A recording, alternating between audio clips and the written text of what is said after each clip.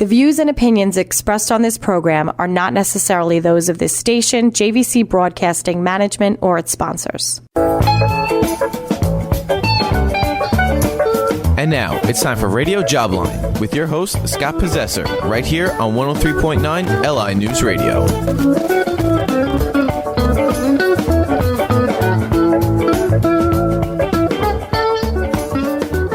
Welcome, everybody. It must be Saturday afternoon from 2 to 3 p.m., or it might be Wednesday night from 9 to 10 p.m. We're on twice a week to talk about your career, look at the job market, look at the workplace, look at the talent pools, examine the economy, hope for the best with interest rates and whatever we can do. But today we're going to talk about a very, very, very important topic, one that's especially important to me and many of our listeners, because when I post these shows about mental health in the workplace on LinkedIn, we broke every record with thousands of impressions that people are interested in this topic. So that's why we keep having Aoife O'Donnell.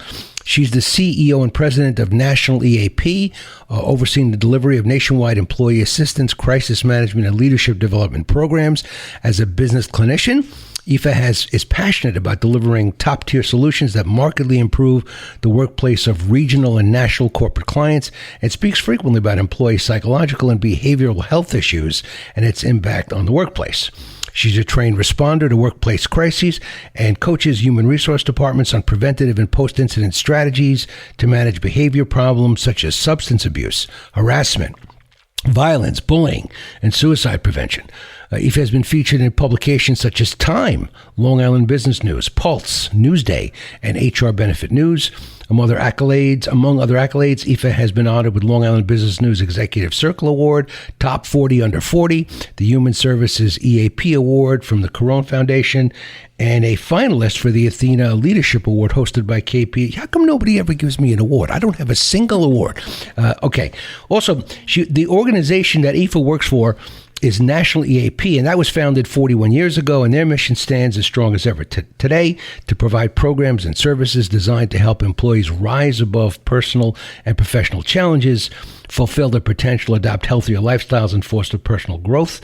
Aoife, welcome to Radio Jobline. Thank you, Scott. We really need to cut that down for next time. I'm giving you 2 lines. It's okay. Who sent you that? No. It's great. It's way too long. It's all good stuff, and it sets up the show. And I have to tell you, folks, that Aoife has right on the air, while all of you have listened, she has counseled me and given me advice, because I'm very sensitive to the things that are happening around me. How about ruthless, divisive politics, climate disasters, mass murder, earthquakes, floods, wildfires, homelessness, racism, bullying, inflation, a wild economy, COVID, Putin's war, and now fentanyl in childcare facilities. So it's a lot for all of us to bear. Some people are fine. Whatever happens on the outside is on the outside, and they keep it there. And I respect and admire those people. I cannot do that. Right. When something happens, when a 1-year-old dies in a child care facility and they find fentanyl on the mats where they're napping, it just makes me angry. I can't get rid of my anger. I just carry it around with me. So long ago, Aoife, you and I started talking about how I'm going to get better. And you gave me great advice. I followed the advice. So I'm going to let you take it for a minute and ask me what. Well, Scott, thank you. And thank you for always being open as well on the show, because I think that you're sharing something in real time with people, right? So I was thrilled when you emailed me a few months ago and you sent a video with the email that showed you a recording of you playing your guitar and jamming in your dining room. And I just loved it. It made me smile the widest because it's pure. And it was you back to you, right? And in previous conversations, we've discussed the fact that you were consuming TV, media, news, external information daily, right? And you weren't turning the TV off. You didn't have boundaries around it, and you were angry and you were upset, and it was really taking over. And that was our first conversation in 2022, I think. And so now we're over a year later. tell us, all of us, what progress has been made, Scott. What is different? Well, the first point I think that's interesting is that it didn't sink in right away. So you started telling me this correct advice a year and a half ago. And I heard it. I liked it. It made sense, but I didn't do it. Right. And there was a resistance. There was some kind of resistance. Now, maybe you can explain to us and to me and the listeners why there's a resistance. But okay, so then I heard it again. Right. And then I heard it a third time. And then something clicked after that third time. Maybe I went home and there was some sort of heinous mass murder, and I said, you know what? I got to shut this off. But then what? What do I do then? No, so if I shut off the TV, I am a Yankee fan, so I catch the Yankee games, of course. But, now they're over at 9 o'clock at night. So what do I do from 9 until I go to bed? I was missing something. I was watching news, consuming news, like you said. Yeah. Many, many, many years ago, I played the guitar. My dad actually got me a guitar that fell off a truck when I was 16. Okay, 16 years old. It was a very unusual guitar. Yeah. I did not play. So I said, Dad, this is great, except I don't play. So he said, okay, well, you'll play someday. So I held on to it, and eventually I played acoustic guitar, like you do around a campfire, but that was it. And then I decided to go get an amplifier and try to play electric guitar. And it turned out the guitar my father gave me was a certain guitar, a 1971 Epiphone guitar. So I bring it into the store because the guy said, well, what kind of axe do you have? So I said, I have a 1970. I knew what year it was because I remembered I was a junior in high school. So he goes, bring it in. It may be worth something. So it turns out it was worth $3,500. Wow. And they gave me a $3,500 store credit. So I bought amplifiers, guitar pedals, guitars, 2 guitars, all kinds of great stuff. And then I had 25 years where I played. I played once a week with my friend. Yeah. And then it dropped to once a month, but we were still playing. And it was still great. And then I started petering out with that about, say, 10 years ago. Why? He got busy. I got busier. And we just didn't have the time. And we had also kind of reached a plateau, and we just couldn't get past that plateau. So it got a little bit boring for both of us. And then when I finally heard your message loud and clear, I went to my house, picked up my amplifiers, and I went back to Guitar Center. Amazing. And I said, I got to trade it in. Give me something new. Nice. And I got a brand new Telecaster. I don't know. It's not going to mean anything to you. Not a thing, but that's okay. But it's beautiful. It's a brute. It's gorgeous. And I polish it at night. It's gorgeous. So then I started playing again, but I played by myself. Now there's all kinds of new technology today to help you play by yourself. You can just plug a little wire from your phone directly into your amplifier, and it gives you a backing track so that you can play along with something and create all the lead, which is what I play, lead guitar. So that was really exciting. And then I picked up a student. And then I started playing with that student every week. Very nice. And then I started getting better and better. And now I'm playing 3 times a week, almost 4 times a week. And now my skills have gotten even far advanced over what I sent you because I have 40 years of experience, but I just wasn't playing. Wow. But now I'm concerned with all my guitars being taken care of, right? Are they polished? Are the strings in good condition? Now I start worrying about them. And a lot of my worry and concern is now about my equipment and not so much what I'm hearing on the media. But the beauty of that is you can control that. Those are your guitars, right? Yes. So now you're worrying about things you have full influence over. Yes. And that are in your domain. Yes. Right? Not the outside world, not who's putting fentanyl under a mattress. Right. And that's manageable. That's something that's good stress. Yeah. That's positive stress for you because it's a hobby. So well done. Like seriously, congratulations. Yes, I appreciate it. And I've also realized, not that this matters, but I've realized my lifelong dream of being able to, I'm self-taught, of being able to teach myself to play the guitar, the lead guitar to any song I hear, anytime, without knowing anything about the song, having never even heard it before,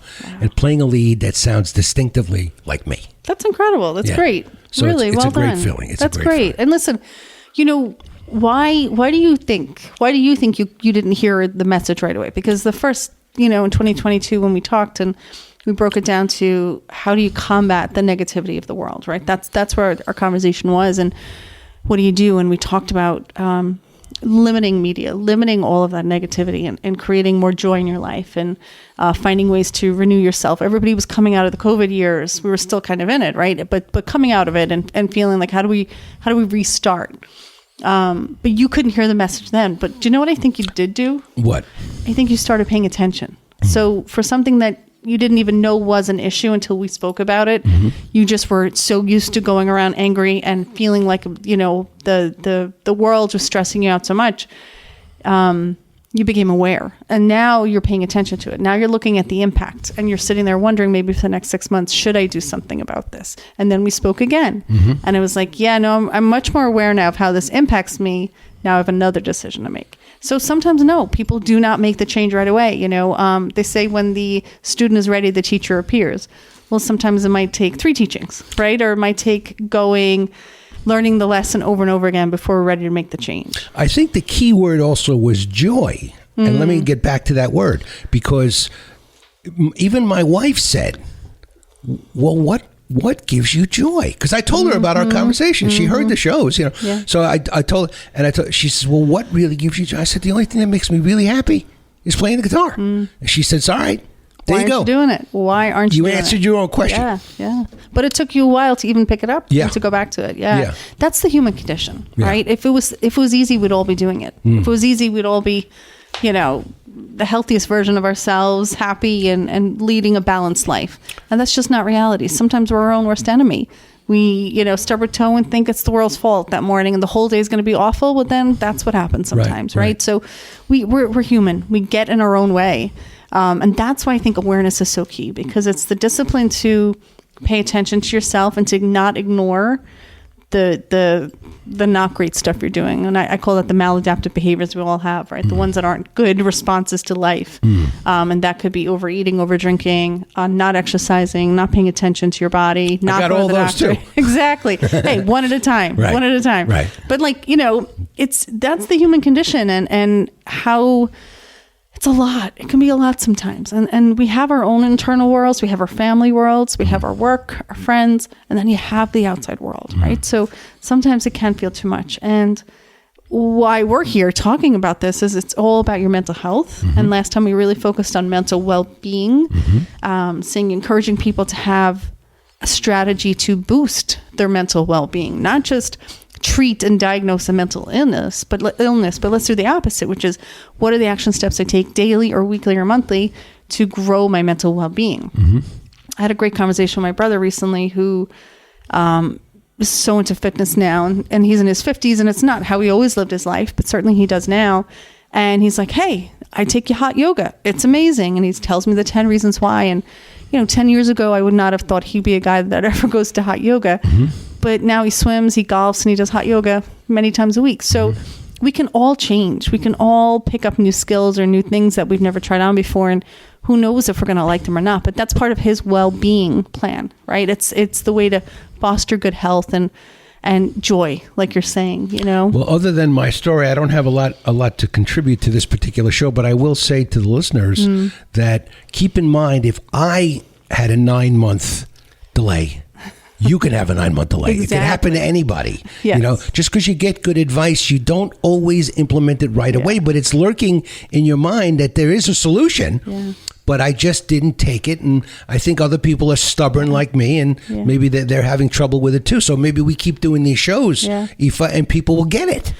Well, listen, a quote I heard when I was 22 was, if you always do what you've always done, you'll always get what you've always gotten, right? Which is pretty. I don't know who said it, but might have been Einstein. But the point is, if you keep doing the same old thing, you're going to get the same old result. So you have to make the difference. You have to be the change maker to create something new. We all want new things. We all want, God, I can tell you 20 things that I want, right? But I don't live in that space every day. I also have to live in the space of gratitude and good fortune. And I have a 4-year-old daughter that I've nicely trained already, thank goodness, to say, what are you grateful for today, Mommy? And we say this at the end of the day. And I'm hoping that she grows up looking for the things she's grateful for. Because guess what? I can't protect her from all the bad. The bad's going to come. Yeah. But if she's looking for the good, that can hopefully outweigh the stress of the day or the strain or the things that don't make her happy, right? So I think that's a good behavioral strategy, right? And that's really what it's about. It's about disciplining ourselves. You know, for your listeners, a lot of them are in between employment or looking for new employment, maybe facing big life changes. And, you know, we all go through this stuff at different phases of our life. And, you know, the question becomes work-life balance, right? And I think I'm stepping away from that phrase of work-life balance these days, because I think and this has come from my own personal worldview of, like, you know, being a mom and working and I own a business, is, you know, how do you balance it all? You don't. You just don't. Some days you're dropping half of it, right? And you're not having a great day. And those things are okay too. But it's more like, how do I like how I'm living my life today? You know, do I like how I live my life? And start with that question, you know, and I think that the answer is going to be very interesting to people. Is there a zone in your life that you're underperforming or not paying attention to, or you've abandoned, you know? And I think we've talked a lot about the importance of friends in our talks. Your social circle is everything. Do you know that? And I think you probably do, because you watch the news, but loneliness can take 15 years off your life. Wow. And that's a recent study that came out, and I think it's the same as smoking, right? So if smoking is going to kill you 15 years quicker, so is loneliness, you know, and that's really sad, you know, and as a human being, that's what we need. So I always talk about what is our social circle, how are we fostering it? You know, sometimes friends don't show up at your door, but you have to make the effort to go see them.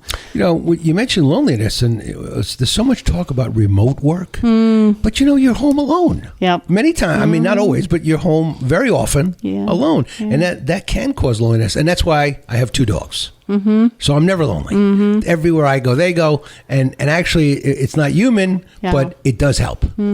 Yeah. Gosh, this working remote business it's a lot. And we have a hybrid workplace. We have some remote workers. We have hybrid. I myself now am hybrid, and there's pros and cons. And I said, like Joni Mitchell, something's lost and something's gained, right? It's one of her great lines. Right. There's definitely something lost and there's definitely something gained, and how do we mitigate the losses? But I do think that it'll be interesting to see what the long-term impact is with it, as far as people being a bit more isolated. And I know smart businesses are trying to counteract that. But if you're a person that really needs that social stimulation, don't take a remote job. Find a place you can report to the office. Right, you know, right. I know think who you are. You have to make your life. I mean, in my case, I chose 1 day a week at home. Yeah. On a Wednesday. Yeah. On a Wednesday, because I have the radio show. Yeah, that makes so I'm in sense. radio mode. But it does give me a break from the computer of at the office, and, you know, I make it as nice as I can in my office, but it's just not the same thing as home, where I have my recliner, you know, and that's where I'm really comfortable, and I have all my stuff, all my equipment, all my TVs, you know, all my stuff. So, but I feel comfortable, except for the fact that there's a refrigerator too close. Right. That's a big issue. Right. But I think 1 day a week works, and I think if American society went to a 1 day a week at home, I think nobody would have a problem with it, because 4 days a week you're being observed. And that 5th day, they have all kinds of accountability software nowadays to keep track of what you're doing, project software. But I do like the idea, but you can't be a remote worker. And can I whine to you about people are now sending resumes without addresses? And the reason for that... I did not know that. Yeah. Okay, why? Well, I'm a recruiter. Yeah. So I get 50 resumes a day. 20 of them don't have an address. So what am I supposed to do? Call the candidate and ask them where they live in order to contemplate if they're a decent candidate for the job? So this phenomenon has to stop. I say it every 3rd week on this radio show. What the hell are you doing? If you don't tell people where you live, how do they know you're a viable candidate if it isn't a remote job? Okay. And I don't advertise for remote jobs, so there's no reason for this. So you're going to straighten this out at the break. All right. We have a break coming up here. I have Aoife O'Donnell in the studio with me today. She's fabulous, the CEO and president of National EAP, and she basically saved my existence. If you have an idea for Radio Jobline, you can write to me, scottp118@gmail.com, scottp118@gmail.com. I'll be happy to have you or your idea on the radio program. Also, connect with me on LinkedIn because I post all the radio job lines, and if you miss one, you'll be able to catch it on my LinkedIn post. So just the name is PASSESER. Connect with me on LinkedIn, and we'll be friends forever. And we have a news break coming up. Stay with us. We'll be right back.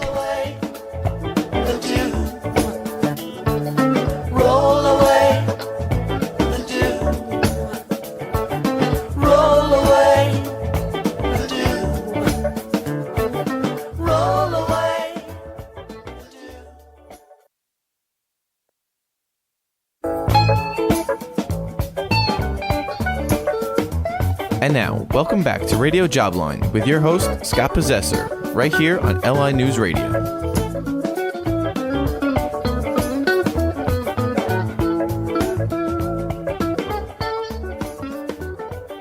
Welcome, everybody. You're listening to Radio Jobline with Scott Possessor. I have Aoife O'Donnell, the CEO and president of National EAP, with me in the studio today.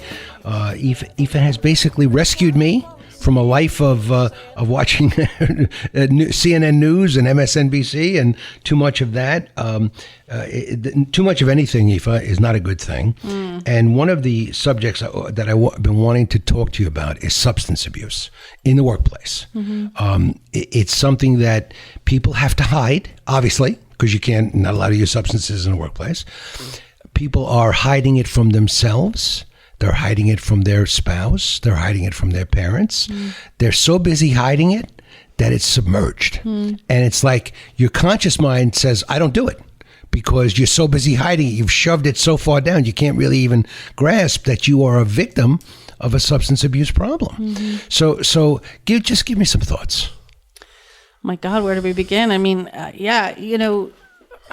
it does start with yourself, right? So if people, and the use of substances really begins with use, then abuse, and then it turns into dependence. And that's really how we define the turning into a disease model, right? So there's a lot of work out there in clinics and even at EAP. And what we do is when we intake people, we do a screening. It's called a SBIRT screening anyway. It's about identifying risky drinking for people, because the larger part of our population is people who are engaging in risky behaviors, but it's right before it turns into that disease model level where someone is in addiction and needs to go to treatment and rehab, et cetera, right? So at the EAP, we're working very actively to help educate people that their behavior is outside the boundaries of what would be considered normal use of a substance, of alcohol, or even of other stuff, and to set up those red flags where people can say, ooh, let me stop, let me change that behavior, and let me get back to health, right? And it ties into our bigger discussion. Some media is good, too much media, not good.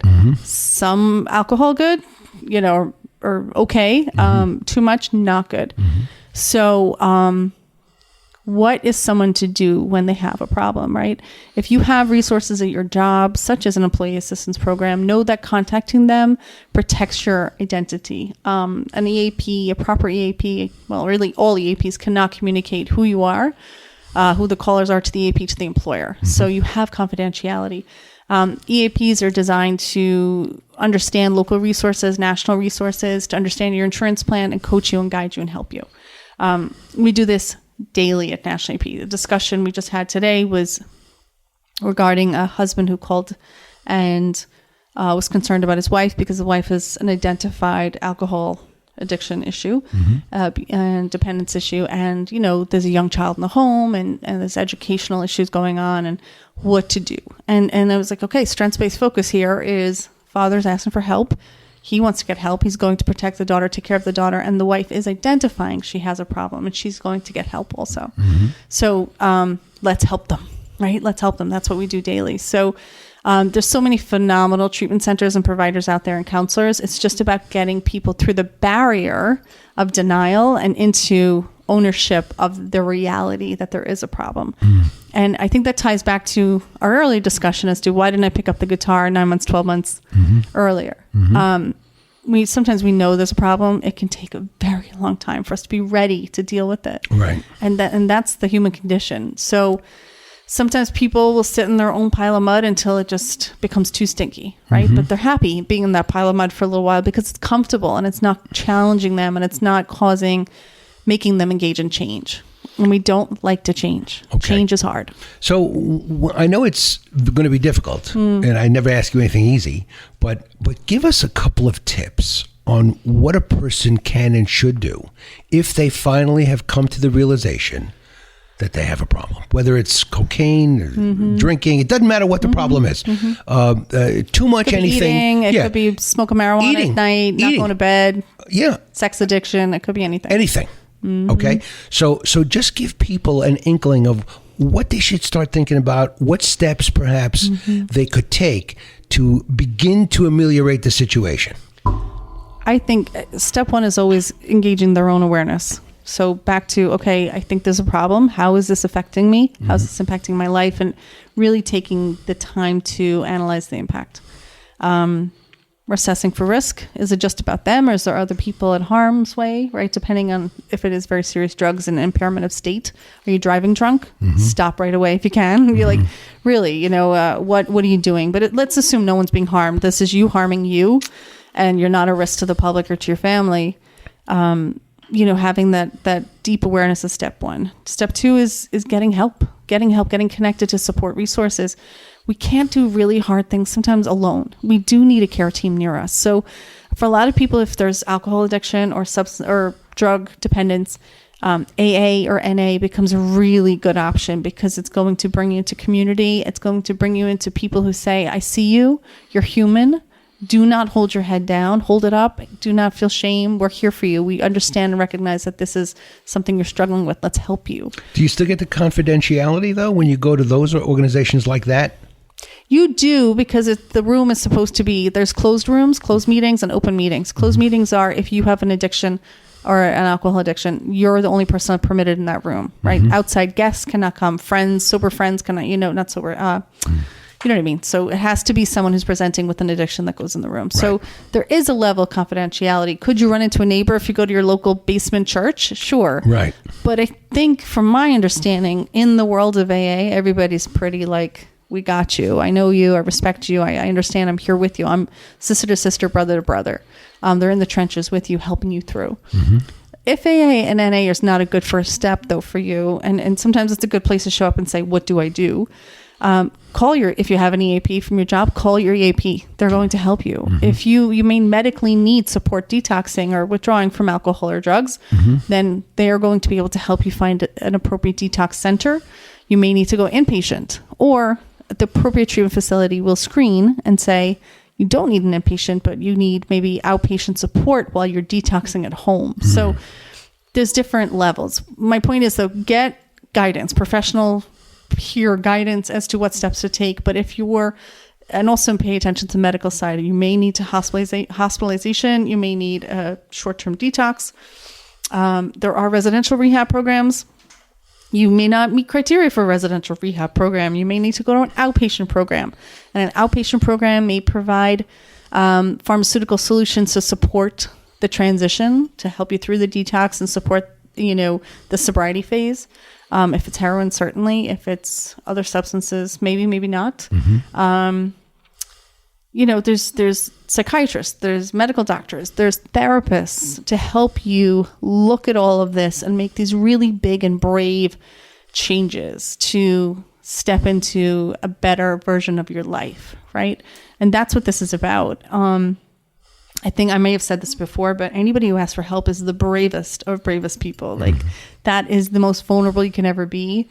I think there's so much shame and stigma still attached to addiction and abuse of substances that people don't stand up, and they are terrified to go into an AA room and say, I have a problem, right? So if you're considering doing that, just know that you're getting very close to being completely brave and strong and advocating for yourself and taking care of yourself. Is food an addiction? Oh, yes, it can be, for sure. So can you get help for that too? Yes. There's all kinds of resources, certainly from clinical, there's even residential programs. I mean, if your food behavior, it's all about behavior, right? And your compulsions. And if your food, some people may have bulimia, they may have anorexia, they may have a combo of it, and it's absolutely running their life. The same with substance abuse. It's how often are you thinking about it? How preoccupied are you? How impaired are you because of it? With food, you could be causing serious damage to your body, to your heart, to your lungs, to your stomach, and your bones. Here's the thing I don't get. There's something I don't get, and that's that if you look at the the records of illness in this country, and you say to yourself, how many of these illnesses are connected to obesity, right? A lot of them. Yes. Certainly you could point to diabetes, heart disease. I mean, come on. Those are two big ones right there. But it is definitely related to obesity. How is it possible that in the year 2023, with all the medical technology we have, all the scientific advancements that have been made, look what happened with the COVID vaccine, how quickly we came up with that. You can't tell me that you could just take a pill and that's going to knock out your appetite and you lose 10 pounds? I mean, yeah, and now there's Ozempic and a few other things, but they're like black market. You can't even get them yet. It's like I wouldn't be able to go to my doctor and get a prescription for anything that would help me with that. Now you're probably thinking, why is he even bringing up taking a pill for this? But it just frustrates me that something like obesity that can be fixed with medication, you can't get it. Well, I was laughing because I thought to myself, do you not know about Ozempic? But you went there and I went, oh, good. He does know about Ozempic. There's so many answers to what you just said. We've been trying to have solutions for 30 years. Gastric bypass, right? Stomach stapling. But that's severe. But these are all medical, pharmaceutical-driven solutions to curb something that is behavioral, right? And is mental. So mental, behavioral, cognitive behavioral, addiction and compulsion. So, you can take Ozempic. Is it going to fix the problem? It'll fix your body's sense of, carrying extra weight. But there's some very big questions regarding your life around Ozempic. Do you need to stay on it for the rest of your life? That's what I've heard. What is the side effect of it? Do we know what the side effect is? But what's the side effect of staying very obese for the rest of your life? Worse. Exactly. So who am I? I would never cast judgment on this because I don't know. I'm not an expert. For alcohol, there's medication you can take to eliminate your desire for alcohol that will keep that under wraps. Is that the best solution for someone who may drive drunk otherwise and kill someone?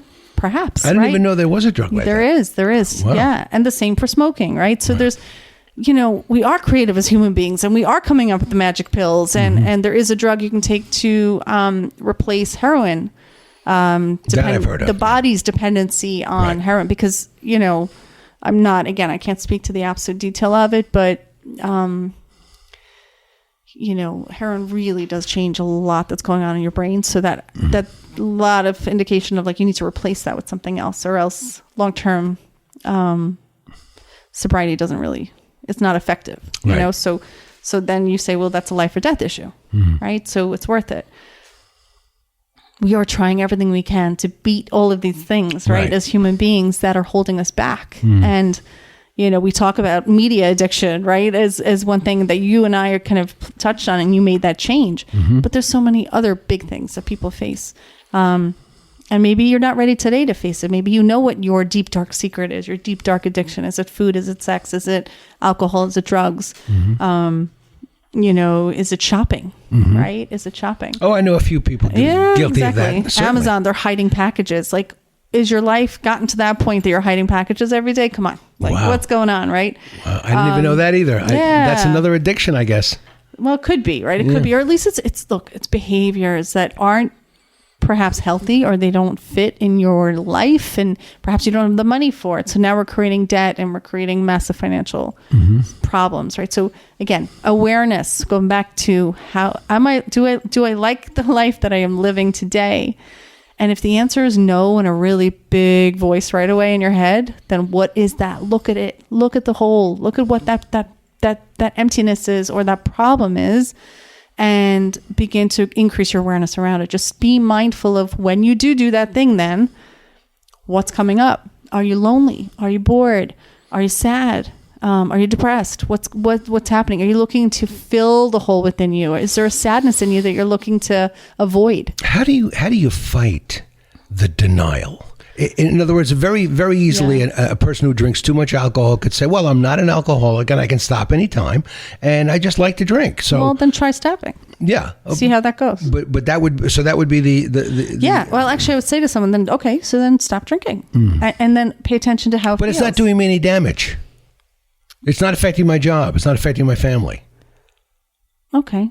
Is that true, though? I'm just saying that's what the person would say. They may start there. Yeah. They may start there, and then in time it does, right? So again, okay, well, there's a reason you're speaking to that person, right, about what the problem is. So they may deny it at first, but eventually what those consequences are going to be so in their face that they can't avoid it, right? So that's the gap.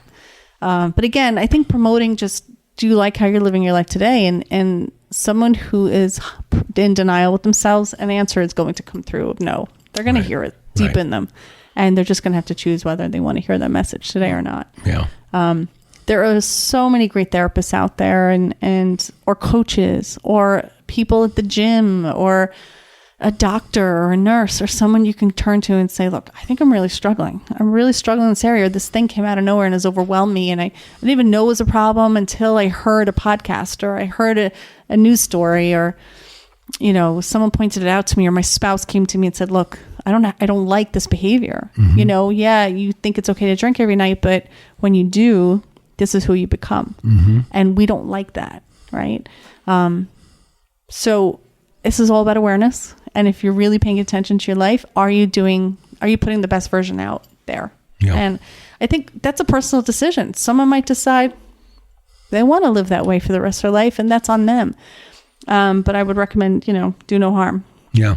Family around you. I just think that people, if they do have a problem in this world, we want to deny it. We generally want to deny it. I'm not saying that everyone does, but there's a part of us that wants to deny it. Until engaging in that behavior becomes more uncomfortable than facing it. Do you know what I mean? Yes. So then not facing it, sorry. So sometimes that we stuff it down and don't face it. Say like a marriage you may be unhappy in, or a job you're unhappy in. And you tell yourself, you're fine, you can do it, I'm fine. And then until the reality of it becomes more painful than staying in the job. That's one of the things I don't think we've ever talked about is relationships. Relationships can go sour and add to all the same problems that we've been talking about, drive you to drink, so to speak.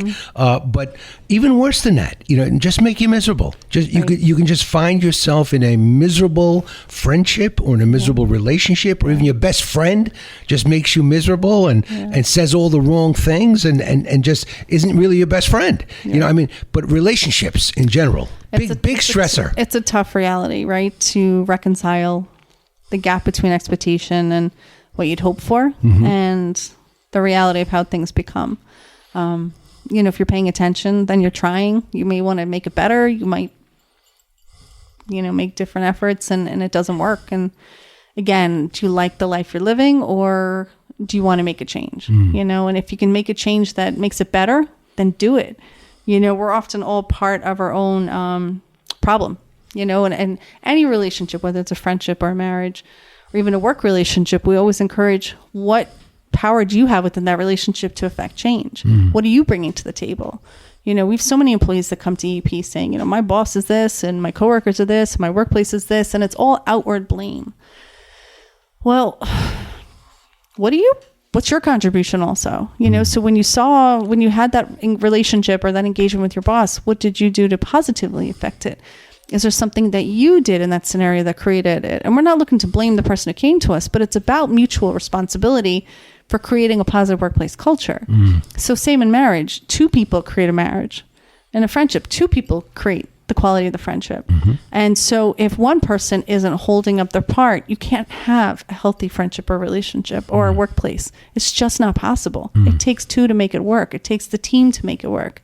You can have a team of 5 people and one person's hell-bent on, undermining the team. That's not a healthy team. You're only as good as your weakest link.